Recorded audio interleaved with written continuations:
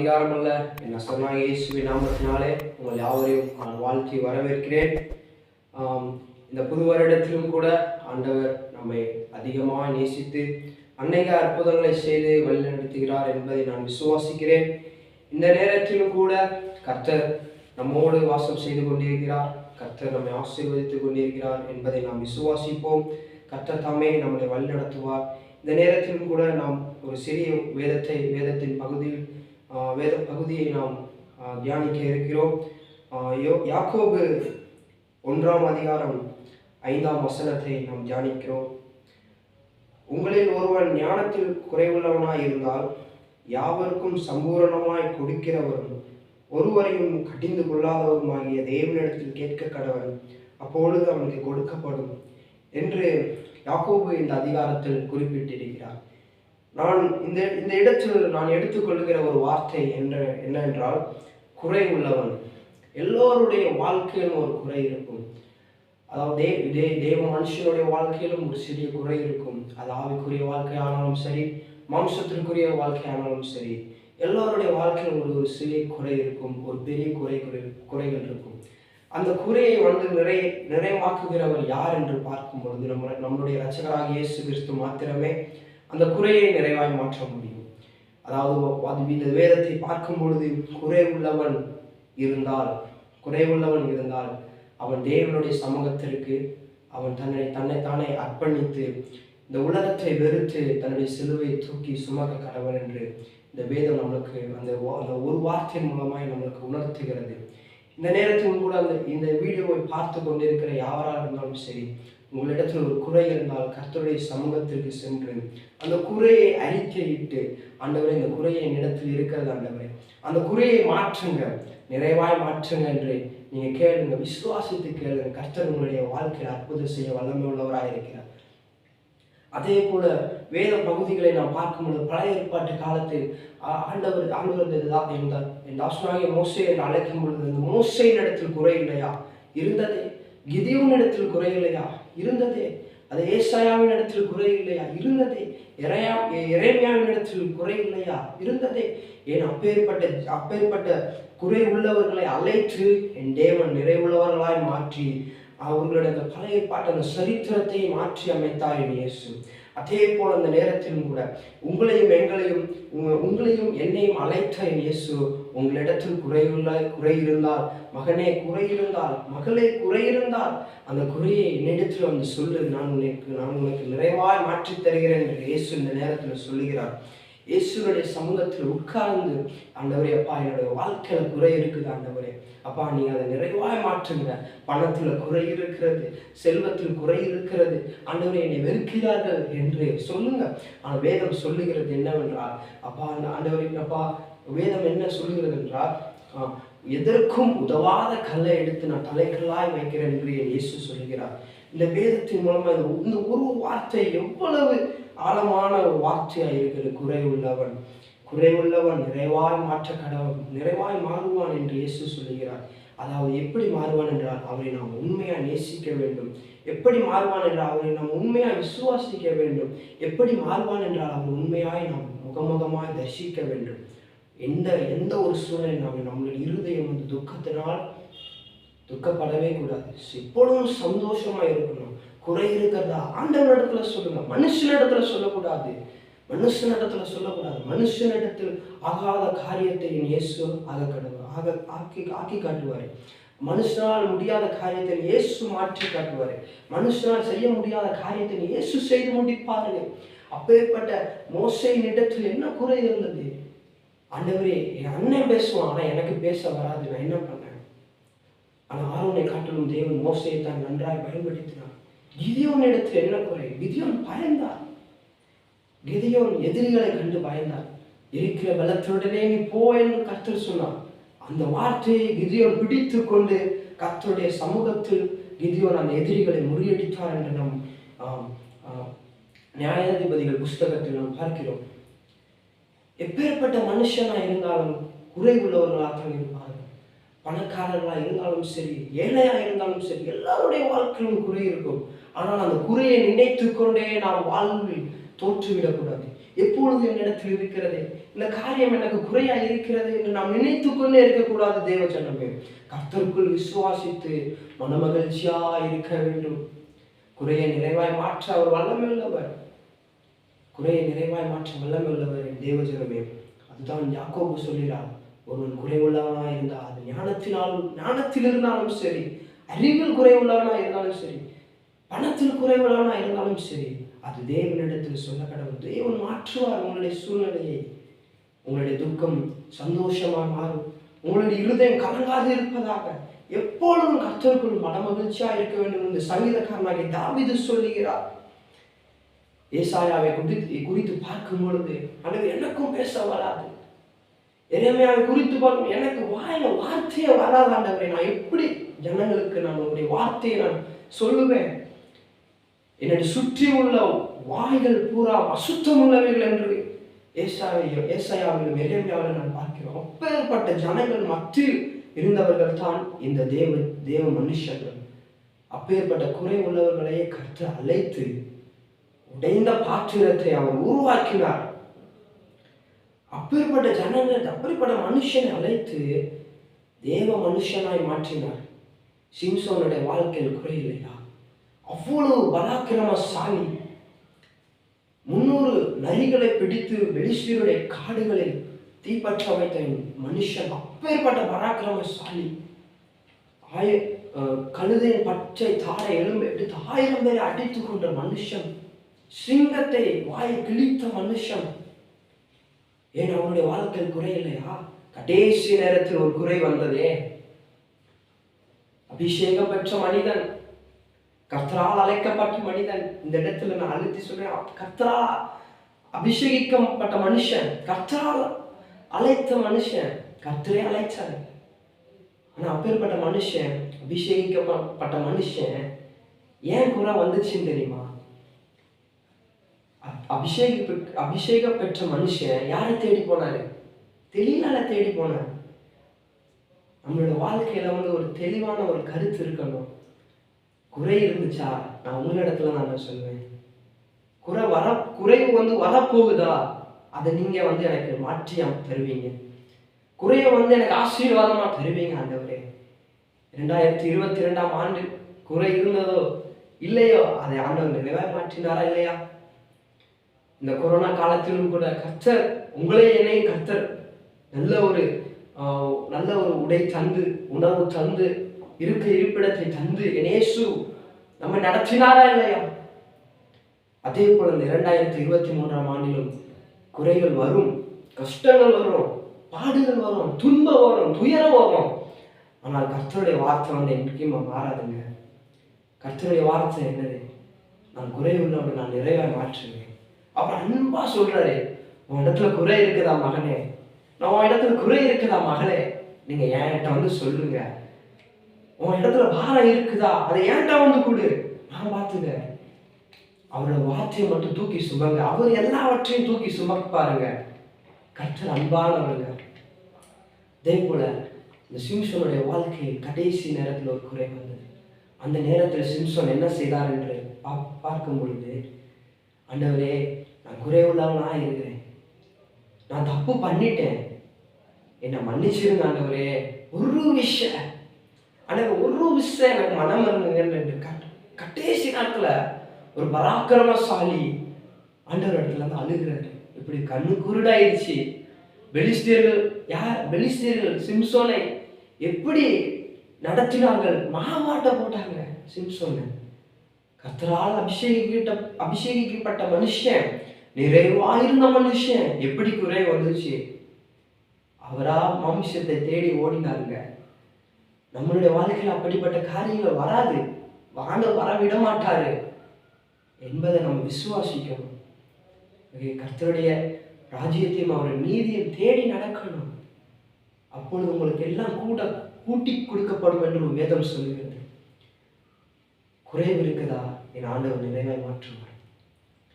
நிறைவு இருக்கிறதா, நிறைவு நிறைய இருக்கிறதா, கர்த்தரிடத்துல ஜெபம் பண்ணுங்க. ஆண்டவரே இவ்வளவு இருக்குது, நான் என்ன செய்ய? கர்த்தர் உங்களுக்கு எப்படி அதை பயன்படுத்த வேண்டும் என்று உங்களுக்கு ஞானத்தை கொடுப்பார். குறைவு இருக்கிறதா, அவரிடத்துல வந்து வெளிப்படையா சொல்லுங்க, ஆண்டவரே இதுல எனக்கு குறை இருக்குது ஆண்டவரே, நாளைக்கு நான் என்ன செய்வேன்னு எனக்கு தெரியல, அடுத்த நாள் நான் எனக்கு என்ன செய்வேன்னு எனக்கு தெரியல, எனக்கு பணம் இல்லை, எனக்கு நாளைக்கு சாப்பிட்றதுக்கு உணவு இல்லை, எதா இருந்தாலும் எதா இருந்தாலும் நான் சொல்லணும்னு நான் சொல்றேன் தெரியுமா, அவர் உங்களை என்னை அவருடைய உள்ள கையில வரைந்து வைத்திருக்கிறார். நான் பிறப்பதற்கு முன்னே என் தாயின் கருவில் இருக்கும் முன்னே அவர் என்னை பேர் சொல்லி அழைத்தார், என் பேர் சொல்லி அழைத்தாங்க. நான் வெளியில வந்த பிறகுதான் எங்க அம்மா அப்பா பேர் வச்சாங்க, ஆனா நான் உள்ள இருக்கும் போதே என் இயேசு என்ன பேர் சொல்லி அழைச்சிட்டார். எப்படி ஒரு அன்பான ஒரு வார்த்தை எப்படி சொல்றாரு பார்த்துக்கலாம். அவர் வாழ்ந்த நாட்களிலும் கூட பல மனுஷங்க குறைவா இருந்தாங்க. அவர்கள் வந்து ஆண்டவரே நான் என்ன செய்ய வேண்டும் என்று கேட்கும் பொழுது அவர் என்ன சொன்னார், என்ன செஞ்சாரு, அவர் வாழ்ந்த வாழ்க்கையை நான் பார்க்கணும். நான் பிறந்தோம் வளர்ந்தோம் ஏதோ செய்தோம் சாதிச்சோம் இல்லாம, நான் பிறந்தேன் ஆண்டவரே, நான் உங்களுக்காக வளர்ந்து கொண்டு இருக்கிறேன், உங்களுடைய வேதத்தை நான் தூக்கி சுமக்கணும் ஆண்டவரே, அந்த பரலோகத்துல ஆபிரகாம் பக்கத்துல நான் உட்காரணும் ஆண்டவரே, அந்த விசுவாசத்தின்படி நடக்கணும். தேவஜனமே, குறைவுகள் வந்து எல்லாருடைய வாழ்க்கையில் இருக்கும், அது கர்த்தரால் மாத்திரம்தான் நிறைவாய் மாற்ற முடியும். கஷ்டம் வரும் தேவஜனமே. சாத்ராக் மேஷாக் ஆபேத்நேகோவுக்கு பெரிய ஒரு கஷ்டம் வந்தது. அக்கினி ஜுவாலை 7 மடங்கு எரிகிற அக்கினி ஜுவாலைகளை தூக்கி போடணும் நேபுகத்நேச்சார் ஆணையிட்ட பொழுது அந்த சாத்ராக் மேஷாக் ஆபேத்நேகோ என்ன பண்ணாங்க, தேவனை நோக்கி ஜெபித்தார்கள். ஆனால் உள்ளே தூக்கி போடுவதுதான் தேவனுடைய சித்தமாக இருந்தது. அதே போல அந்த கஷ்டத்தை நீங்கள் அனுபவிக்க வேண்டும் என்று தேவனுடைய சித்தமாக இருந்தால், ஒருவேளை சித்தமாக இருந்தால் எனக்கு ஒரு கஷ்டம் வரும், அந்த கஷ்டத்துக்குள் நான் போவேன் என்று தேவனுடைய சித்தமாக இருந்தால் அவர் என்ன செய்வார் தெரியுமா, 3 பேர் உள்ள தூக்கி போட்டாங்க, அங்க என்ன செய்ய 4வது ஆளா உள்ள இருந்தது போல என் கூட 2வது ஆளா அவர் இருப்பாரு. எந்த ஒரு காரியமும் என்னை அணுகாம அவர் பாதுகாத்துக் கொள்வாரு, எந்த ஒரு நோயும் என்னை அணுகாம பாதுகாத்துக் கொள்ளுவாரு, எந்த ஒரு கஷ்டமும் என்னை அணுகாமல் பாதுகாத்துக் கொள்ளுவாரு, எந்த ஒரு கவலையும் என்னை அணுகாமல் பாதுகாத்துக் கொள்வாரு, எந்த ஒரு துயரமும் என்னை அணுகாமல் பாதுகாத்துக் கொள்வார் என்ற விசுவாசம் நம்ம எடுத்து இருக்க வேண்டும். தேவஜனமே, இயேசுனுடைய வாழ்க்கையை நாம் பிடித்துக் கொள்ள வேண்டும். இயேசு எப்படி வாழ்ந்தார் என்று நாம் பார்க்க வேண்டும். இயேசுவை போல நாம் வாழ கற்றுக்கொள்ள வேண்டும். நாம் இயேசுவோடு நெருக்கமாக இருக்க வேண்டும். யாரை போல? யோவானை போல. யோவான் இயேசுவின் மார்பை சாய்ந்து கொண்டான் என்று வேதம் சொல்லுகிறது. யோவானிடத்தில் இந்த யோவானை குறித்தும் பேதுருவை குறித்தும் யூதாஸ் காரியத்தை குறித்தும் ஒரு சின்ன ஒரு கருத்தை நாம் கற்றுக்கொள்ள முடியும். யூதாஸ் காரியத்தை சாத்தான் வேகமா பிடிச்சிட்டான், அவனுடைய இருதயத்துல ஆக்குப்பை பண்ணிட்டான், பிடிச்சிட்டான். பேதுருவனுடைய சிந்தனையை பிடிக்க பார்த்தான். ஆனா யோவான் பக்கத்துல போகவே முடியல. ஏன் தெரியுமா? யோவான் இயேசுவோடு நெருக்கமா இருந்தார்கள்.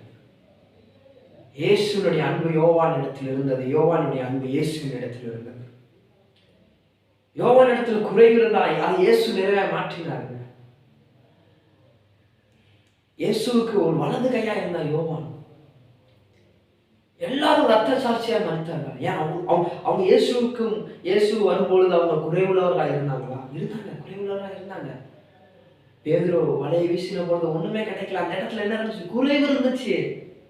அதே இயேசு சொன்னார், அந்த நான் கை காட்டுற இடத்துல அவங்க போடுப்பா, வலையை போடு அப்படின்னு சொல்லும் போதே பேதுரு என்ன செஞ்சார்? கீழ்ப்படிஞ்சாருங்க. கர்த்தருடைய வார்த்தைக்கு கீழ்ப்படிங்க. வலை கிழியத்தக்கதான மீன்களை பேதுரு பிடித்தான் என்று வேதம் சொல்லுகிறது. 2 படகுகள் அமிழத்தக்கதான மீன்கள். எப்பேற்பட்ட ஆசீர்வாதம் பார்த்தீங்களா? அதுக்கு முன்னாடி என்ன இருந்துச்சு? குறை இருந்துச்சு. இயேசு சொன்னாரு, அந்த வார்த்தைக்கு பேதுரு கீழ்ப்படிந்தாரு, ஆசீர்வாதத்தை பெற்றுக்கொண்டாரு. நம்மளோட வாழ்க்கையில குறைவு இருக்குதா? வேதத்தை படிங்க. ஆண்டவர் என்ன சொல்றாருன்னு கேளுங்க. கர்த்தர் என்ன சொல்றாருன்னு பாருங்க. இந்த பூமியை சிருஷ்டித்தவர் என்ன சொல்றாருன்னு பாருங்க. உங்களை என்னை படைத்தவர் என்ன சொல்றாரு பாருங்க. பரிசுத்த ஆவியானவர் உங்களை வழிநடத்துவார். நிச்சயமாக உங்களை வழிநடத்துவார். ஏனென்றால் வார்த்தையை கேட்கும் பொழுது நம்முடைய விசுவாசம் வந்து அதிகரிக்கும் என்று வேதம் சொல்லுகிறது. இயேசுவை பற்றி கேட்டுக்கொண்டே இருக்கணும். இயேசு என்னென்ன செஞ்சாரு, இயேசு மரித்தவனை உயிர்த்தெழ வைத்தார், குருடனை பார்க்க வைத்தார், செவிடனை கேட்க வைத்தார், முடவனை நடக்க வைத்தார், என் ஊமையனை பேச வைத்தார். பல அற்புதங்கள் நடந்துச்சே. ஏன் அவர்கள் எல்லாம் குறைவுள்ளவர்களாகத்தானே இருந்தாங்க. என் பர்த்திமை குருடனை நாம் பார்க்க கூடாதா? மனுஷனால கொடுக்க முடியாதத இயேசுவினிடத்துல கேட்டாருங்க பர்த்திமை குருடன். அவர் நன்கு அறிந்திருந்தார், நல்லா தெரிஞ்சிருந்தார். பர்த்திமை குருடன் பர்த்திமை நல்லா அறிந்திருந்தாங்க, நல்லா தெரிஞ்சிருந்தார். எதை மனுஷனிடத்துல கேட்க வேண்டுமோ அதை கேட்டார், தேவனிடத்துல எதை கேட்கணுமோ கேட்டார். என் மனுஷனிடத்துல காசு கேட்டது போல இயேசுவினிடத்துல காசு கேட்டாரா? கேட்கலையே. ஏன் இயேசுவினிடத்துல கேட்டத மனுஷனிடத்துல கேட்டாரா? கேட்கலையே. பர்த்திமை யாரு? ஒரு குறைவுள்ளவர், குருடன். எப்படி? வேதம் நன்றாய் சொல்லுகிறது, மனுஷனிடத்தில் கேட்பதை கேட்க வேண்டும், தேவனிடத்தில் கேட்பதை கேட்க வேண்டும். மனுஷனால் கூடாத காரியம், மனுஷனால் இது முடியாது, மனுஷனால் இது செய்ய முடியாது, கடவுளால தான் முடியும், அதுவும் பிதாவினுடைய பையனால, பிதாவினுடைய மகனால தான் முடியும், அதுவும் இயேசுவால தான் முடியும் என்பதை பர்த்திமேயு கரெக்டா புரிஞ்சிருந்தாரு, கரெக்டா பிடிச்சிருந்தார் அந்த வார்த்தையை. அதனாலதான் கரெக்டா கேட்டார் இயேசுவினிடத்துல. இயேசு என்ன கேட்டார்? உனக்கு என்ன வேணும்னு கேட்டார். அந்த வார்த்தையை தான் உங்களிடத்துல என்னிடத்துல கேட்கிறார், உனக்கு என்ன வேண்டும் சொல்லுங்க ஆண்டவரே, இவ்வளவு குறை இருக்குது என்னோட வாழ்க்கையில, அதெல்லாம் நிறைவா மாற்றுங்க ஆண்டவரே. எனக்கு என்னோட வாழ்க்கையில நான் என்ன செய்யணும் என்று தெரியல, எனக்கு ஏதாவது கற்றுக் கொடுத்துக்கிட்டே இருங்க, நான் உங்க கூட நான் ரொம்ப அதிகமா நெருங்கணும், யோகான போல நான் நெருங்கணும் ஆண்டவரே. நெருங்கும் பொழுது பிசாசு நம்ம பக்கத்துல வரவே மாட்டோம். ஏன்னா தேவனுடைய பிரசன்னம் நம்மை ஆள்கொண்டு வழிநடத்தும். தேவனுடைய பிரசன்னம் சூழ்ந்து இருக்கும், தேவனோட மகிமை சூழ்ந்து இருக்கும், தேவனோட மாட்சிமை சூழ்ந்து இருக்கும், தேவனுடைய கரம் சூழ்ந்து இருக்கும், தேவனுடைய தூதர்கள் நம்மை சூழ்ந்து இருப்பார்கள். பிசாசுகள் இடத்துல வேலையே கிடையாதுங்க. ஆனா அந்த இடம் எப்படி இருக்குன்னு தெரியுமா? நிறைவுள்ளதா இருக்கும், குறைவுள்ளதா இருக்கவே இருக்காது. நிறைவுள்ளதா இருக்கும், பணத்தில் நிறைவு இருக்கும், பொருளாதாரத்தில் நிறைவு இருக்கும், ஆசீர்வாதத்தில் குறை இருக்காது, உடல் பல சுகத்தில் நிறை இருக்கும், எந்த ஒரு குறை இருக்காது. தானியலை போல நாம் திடகாத்திரமா இருக்க முடியும். சாதாரண உணவு சாப்பிட்ட தானியலும் அவருடைய நண்பர்களும் எப்படி இருந்தாங்க? நன்றாய் இருந்தார்கள். வேதம் சொல்லுகிறது நன்றாய் இருந்தார்கள். ராஜாவை பார்த்து ஆச்சரியப்பட்டார் என்று வேதம் சொல்கிறது. ஏன்? ராஜா சாப்பிடுகிற உணவின் மீது அவர்களுக்கு நம்பிக்கை இல்லையா? ராஜா சாப்பிடுகிற அந்த உணவின் மீது ஆசை இல்லையா? இயேசு என்ன சொல்லுகிறார் என்பதை தானியேல் கீழ்ப்படிந்தாருங்க. இயேசு என்ன சொல்றாரு, தேவன் என்ன சொல்றாரு, என்ன வளர்த்தவர் என்ன சொல்றாரு, என்னை பெற்றெடுத்தவர் என்ன சொல்றாரு, என்ன படைச்சவர் என்ன சொல்றாரு, என்ன வழிநடத்துகிறவர் என்ன சொல்றாரு என்பதை தானியேல் கடைபிடிச்சாருங்க. அதே போல நம்மளுடைய வாழ்க்கையில நாம் இயேசுவோடு நம்ம எப்படி இருக்கிறோம்? காலையில் எழுந்தவுடன் நாம் தேவனை தேடுகிறோமா? நாம காலையில் எழுந்த உடனே மொபைலை பார்க்கிறோமா, போனை பார்க்கிறோமா, இல்ல யாரையாவது தேடுகிறோமா? காலையில் எழுந்தவுடன் தேவனை தேட வேண்டும். அப்படினால்தான் அந்த நாளில் வருகிற குறைவுகள் நாம் நிறைவாய் மாறும், நிறைவாய் மாறும். இந்த வார்த்தையை விசுவாசிக்கணும். குறைவுள்ளவனை கர்த்தர் நிறைவாய் மாற்ற வல்லமை உள்ளவர். இயேசு யாரையும் பணத்தை பார்த்தவர் அழைக்கவில்லை, என்னுடைய ட்ரெஸ்ஸை பார்த்து அவர் என்னை அழைக்கல, அவர் என்னுடைய இருதயத்தை பார்த்து அழைத்தார். மகனே, உன் இருதயத்துல நான் வாசம் பண்ண விரும்புகிறேன். நம்ம என்ன சொல்லணும் தெரியுமா? ஆண்டவரே தாராளமா வாங்க, ஆண்டவரே நான் எதுக்கும் ஆகாத கல்லாண்டவரே, நான் புழுதியில கிடந்தேன், நான் எளிமையானவன், நான் ஏழை, நான் எதுவுமே இல்லை, ஆனாலும் நான் உங்களுடைய இருதயத்தை கொடுக்குறேன், நீங்க வாங்க. அவர் வந்துட்டான்னு வச்சுக்கோங்க, குறைவுகள் எல்லாம் நிறைவாய் மாறும். இந்த 2023ஆம் ஆண்டு உங்களுடைய வாழ்க்கையில் குறைவுள்ளதா இருக்கலாம், கஷ்டம் வரலாம், சோதனைகள் வரலாம். எல்லா சூழ்நிலையிலும் தேவனை பற்றி கொண்டு நடக்கணும். அவருடைய வார்த்தையை கை கொண்டு நடக்கணும். அவருடைய வார்த்தையை பிடிச்சிட்டோன்னு சொன்னேன், சாத்தானால எதுவுமே பண்ண முடியாது. என் இயேசுவை மாத்திரம் பிடிங்க. ஏன் இயேசுவை பிடிக்கணும்? அவர் நமக்காக மரித்திருக்கிறார். அவர் நமக்காக அடிக்கப்பட்டு இருக்கிறார். ஏன் நீங்களும் நானும் செய்த பாவங்களுக்காக அவர் மரித்து அடக்கம் பண்ணப்பட்டு 3ஆம் நாள் உயிர் தெழுந்து சதா காலமும் ஜீவிக்கிற தேவனாய் இருக்கிறார். அது மட்டுமல்லாமல் இந்த உலகத்தில் இந்த பூமி கடைசி பரியந்தம் நான் உங்களோடு இருப்பேன் என்று சொல்லி வாக்குத்தத்தம் கொடுத்துட்டே இருக்கிறார். நீ எங்க போனாலும் நான் வருவேன். நீ நடந்து போறியா, நானும் உன் கூட வருவேன். நீ உட்கார்ந்து இருக்கிறியா, நானும் உன் கூட உட்கார்ந்து இருப்பேன். நீ வெளிநாடு போனாலும் சரி, இந்த உலகத்தை விட்டு கடந்து போனாலும் சரி, வேற ஒரு கிரகத்துக்கே போனாலும் சரி, நான் அங்க இருப்பேன். ஏன்னா அவர் சர்வ வல்லமையுள்ள தேவன். விசுவாசிக்கணும் வார்த்தைய. பணத்தை வைத்து அவர் அழைக்கலங்க. இந்த பூமியில பாருங்க, பல அறிவாளிகள் இருக்கிறாங்க, பல விஞ்ஞானிகள் இருக்கிறாங்க, பல பணக்காரர்கள் இருக்கிறாங்க, பல தரப்பட்ட மக்கள்கள் இருக்கிறாங்க, உயர்ந்தவர்கள் இருக்கிறாங்க, மேன்மை உள்ளவர்கள் இருக்கிறாங்க, பல ஐஸ்வர்யவான்கள் இருக்கிறாங்க. ஆனா ஆண்டவர் இவர்களை எல்லாம் கடந்து உங்களையும் என்னிடத்தில் வந்திருக்கிறார். பார்த்தீங்களா? அதுதான் அவருடைய தாழ்மை. அவர் குறைவுள்ளவனை தேடி வருகிறார். அவர் எளிமை உள்ளவனை தேடி வருகிறார். நான் உடைந்த பாத்திரம் ஆண்டவரே, என்னை நிறைவாய் மாற்றுங்க. இயேசுவின் இடத்துல சொல்லுங்க. எதா இருந்தாலும் இருக்கிற இடத்துல நம்ம எல்லோரும் கண்களை மூடி, இருக்கிற இடத்துல நாம் எல்லோரும் கண்களை மூடி, ஆண்டவரே நான் குறைவுள்ளவன், ஆண்டவரே என்னை நிறைவாய் மாற்றுங்க. எல்லோரும் சொல்லலாம், எல்லோரும் சொல்லுங்க. ஆண்டவரே நான் குறைவுள்ளவன், ஆண்டவரே நீங்க என்னை நிறைவாய் மாற்றுங்க. ஆண்டவரே நான் இன்னும் உங்களோடு நான் கிட்டி சேரணும். ஆண்டவரே நான் இன்னும் உங்களோட நான் சேரணும். கர்த்தர் நல்லவர் என்பதை நான் ருசித்து பார்க்க நான் விரும்புகிறேன். ஆண்டவரே நான் என்னோட இருதயத்தில் நான் மன மகிழ்ச்சியா இருக்கணும். சங்கீதக்காரனாக தாவீது சொன்னது போல, ஆண்டவரே நான் மன மகிழ்ச்சி உள்ளவனாய் நான் இருக்கணும். என் இடத்துல குறை இருக்கலாம், ஆண்டவரே அதை நீங்க நிறைவாய் மாற்றுங்க. நான் விசுவாசத்தில் பலப்படணும். உங்களுடைய வார்த்தையை நான் தூக்கி சுமக்கணும். ஆண்டவரே நான் உங்களுடைய வார்த்தையை நான் தூக்கி சுமக்கணும். ஆண்டவரே அப்பா, நான் கஷ்டப்பட்டாலும், கஷ்டத்தின் மத்தியில் நான் இருந்தாலும், நான் 2 பேரும் நான் கஷ்டப்படுறோம் அப்படின்னா, 3ஆவது ஆள் இயேசு உங்களோடு இருப்பாருங்க. இயேசு என்னோடு இருப்பாருங்க. இயேசு உன்னோடு இருப்பார் மகனே. இயேசு உன்னோடு இருப்பார் மகனே.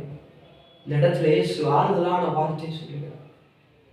நான் குறைவுள்ளவனை நான் நிறைவாய் மாற்ற விரும்புகிறேன். உன்னுடைய இருதயத்தை எனக்கு கொடுங்க. உன்னுடைய இருதயத்தை கொடு என்று இயேசு சொல்லுகிறார்.